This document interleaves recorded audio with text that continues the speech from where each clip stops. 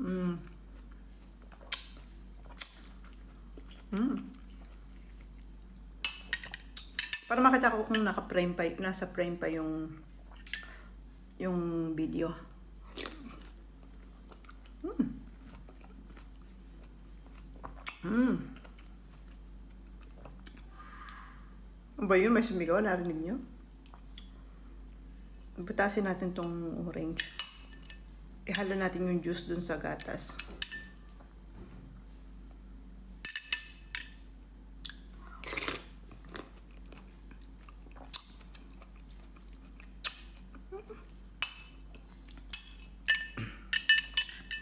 I-rate ko siya ng 8 out of 10.